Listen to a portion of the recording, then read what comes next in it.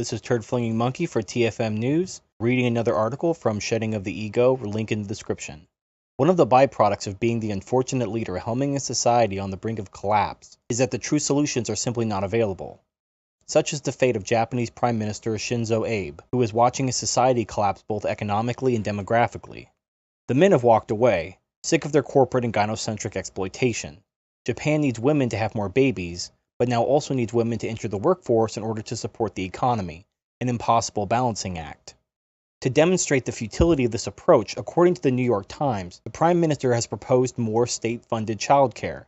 However, one of the main reasons their economy is in peril is because their current welfare programs are overburdened. Expanding welfare programs in order to get more women into the workforce will negate any gains and leave them back where they started, if not worse off.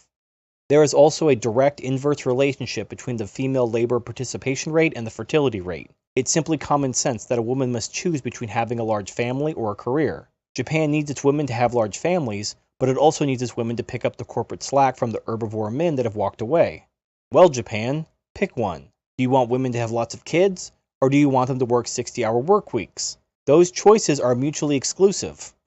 Regardless of which option Japan chooses, the country will collapse either economically, demographically, or both. Let's put aside the proposals in the article related to the pay gap and gender quotas, and talk about the other proposed solutions which the Prime Minister presented to fix the Japanese economy and why they will make the problem worse. Extending unpaid maternity leave for up to 3 years.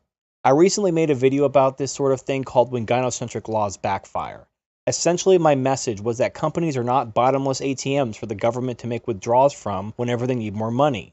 If the government forces companies to give women 3 years of leave, they won't hire women. And if they're forced to hire women, they won't promote them or put them into leadership positions. If they're forced to put them into higher positions, they'll be forced to create backup assistant positions, which will be expected to step up when the woman inevitably leaves. All of this equals lower profits, less productivity, and higher prices. This hurts the Japanese economy and will exacerbate the economic collapse of Japan. Create 400,000 new spaces in government-sponsored nursery school. This sounds good in theory, but 400,000 new spaces in a daycare aren't going to be free. If you use the cost of preschool in Michigan as an estimate, a single child costs over $10,000 per year.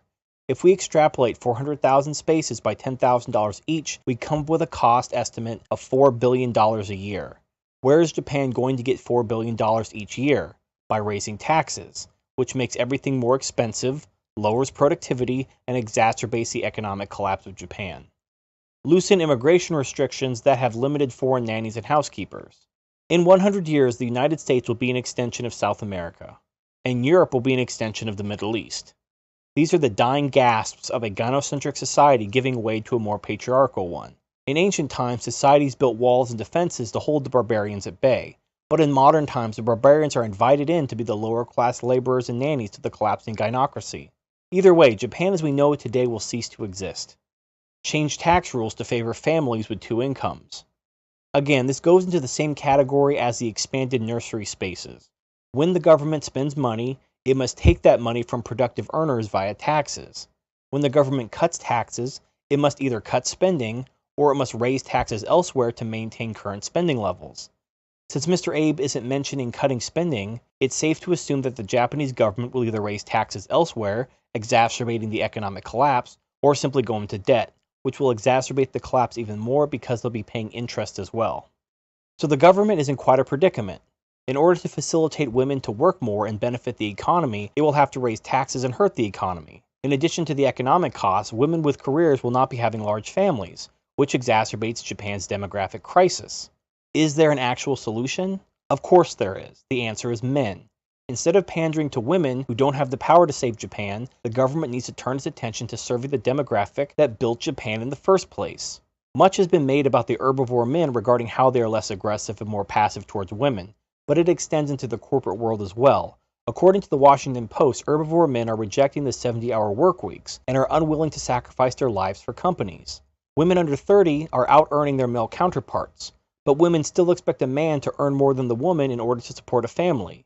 Japan is learning the hard way that gender equality is a farce that leads only to societal collapse. MGTOW understand this better than anyone, and the solutions are simple, but not easy.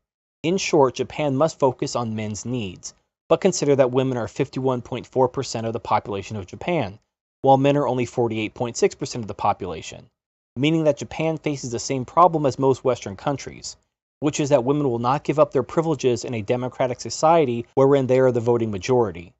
Even in the face of annihilation, women will not concede to any reforms until it is far too late, if at all. The herbivore man phenomenon is primarily an economic manifestation.